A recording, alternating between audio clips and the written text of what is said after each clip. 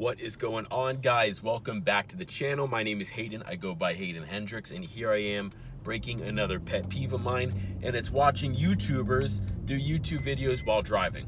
But for the topic of this video and to pay honor and homage to the car I am now removing from Turo permanently, I figure it would be right for her to do the video in the car. So as the title suggests, and as I mentioned, I'm officially removing this car from Turo. I've actually done it for a little over a month now and been getting around to making a detailed video on why, but I know it's a touchy subject because I know when you talk about Turo's downfall, a lot of these people host on Turo depend on this as their sole income. So you don't want to insult people.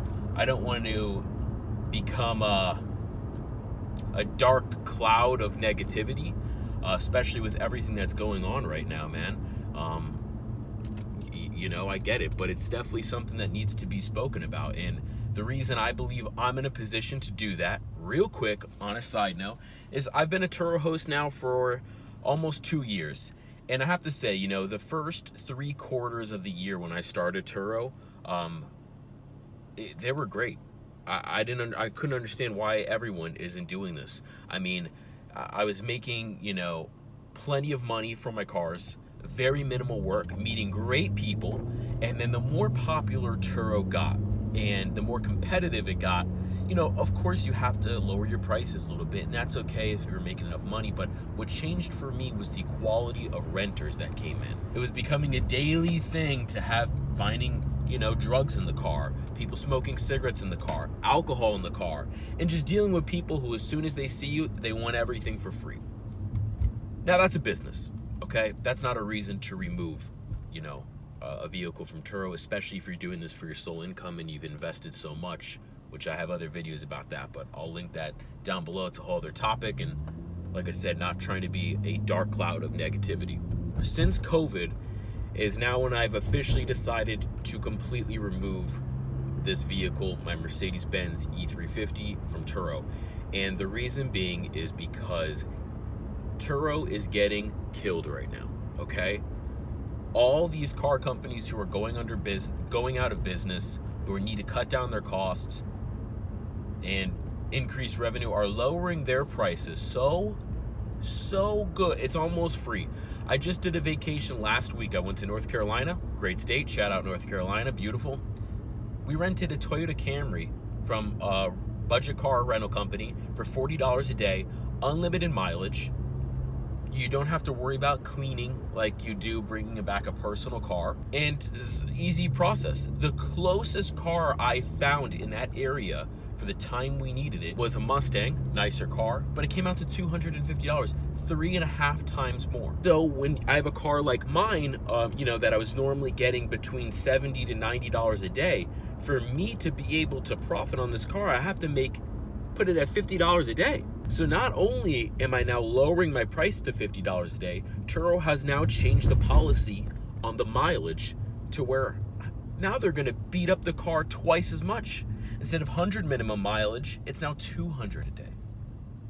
In addition to that, because this is a luxury car that's at such a lower price, and unfortunately, you do get a different type of clientele.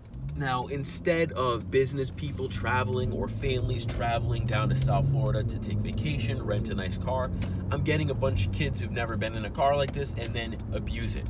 To where I'm telling you, every rental, my car reeked of marijuana, reeked of cigarettes, came back with dings, rim rash, to the point where I just said, it really wasn't even worth it anymore, I didn't get into this business to start a business. These were cars I already had, and I figured it was an extra way for a side hustle and a side gig, which I still think that's what Turo is. Now, I had 2 interviews I was planning to do with a friend I met down here in Miami who is doing absurd numbers through Turo, okay? $250,000 a year. He's about to file bankruptcy, He put so much money into a depreciating asset, and yes, you could cycle out your cars and you could do that, but the problem is you are always under the gun of chasing that depreciation on your loan, where it's going to come out where it makes sense to get out of the car and into another one. And with everything going on right now, regardless of Turo now changing all their policies and what have you, a lot of folks right now don't have the means to travel, let alone technicalities of traveling. A lot of states are doing what are you doing? A lot of states are doing mandatory quarantine. A lot of states are, saying where people can and can't come from. I mean, it's crazy. I started getting offers now. I'm sure all of you guys are. If you're on the Turo app, hey, $20 if you book a car by this day, $20 if you book a car by this day. And it's something that they have never done before. And it shows that, yeah, they are hurting. Now, Turo used to be the competitor to these big rental companies. They couldn't compete with Turo. Now it's all flip-flopping. Now they're making everything stricter for host, and it's taking away the incentive to put your car on the platform. Now you have to pay a deductible of $250 if they scratch your car. I mean, it's just getting absolutely absurd. And to be honest, if you're on Turo right now with luxury cars that you got for the purpose of putting on Turo, I would advise figuring out a way to get out of them. I don't see this being a long-term rate. I never did. Could I be wrong? Sure. As a matter of fact, the best cars to put on here are going to be your low-budget cars under, $8,000. So I'm still going to have my Fiat on there. I'm not lowering it to the prices a lot of these crazy people have it at. I'm not doing deliveries. I'm not doing all that type of shenanigans. But I'll still put it on, and eventually I will get renters that may offset the payments. But this entire month, I had one rental for 4 days. Never happened. That car is usually booked about 14 to 16 days out of the month. And obviously, during from March to about May, I had zero, just all my cars were off because of everything that was going on, all the uncertainty. But so, I mean, yeah, if you got an extra beater car that you want to make some side money on and still put on Turo, sure. But as a core business, I don't see it. Now, guys, there's still YouTubers, and you know who they are. There's not many of us that make consistent videos regarding Turo that are saying they're doing, crazy numbers still. And listen, go on these guys' pages. Go on their Turo pages, on their profile pages.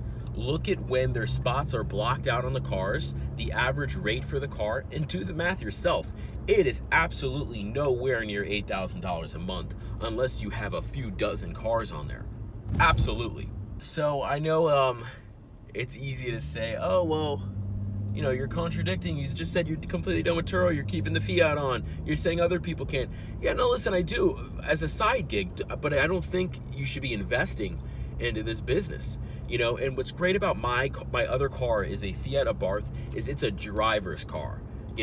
It's manual. It looks like a race car. All the people that rent that car are car people, and I have very, very rarely had an issue.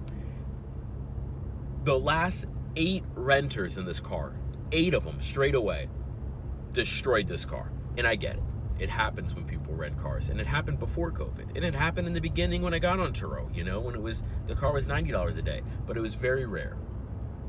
Now it's too consistent. But anyway, guys, that's my 2 cents on this. I hate to be a cloud of negativity. I'm sure you'll let me know down in the comments, but the reason I'm doing it this way is I want to be real with people. I don't want to give you a false sense of optimism and security just to make everybody feel better. Nobody needs that right now. Everyone sees what's going on right now. I get it. Negativity isn't a great thing to add on to things, but I think it can save you from more problems down the road. Anyway, guys, let me know what you think. I'm still going to be making videos on Turo, the changes to the policies to help people stay informed, and also updates on my other car. But this old baby is retired. I have about 30 months of no car payments on this. So I feel like for the time I've put in for it, it made sense. So I'd rather cut it off now on a high note than keep it on and further my disappointment.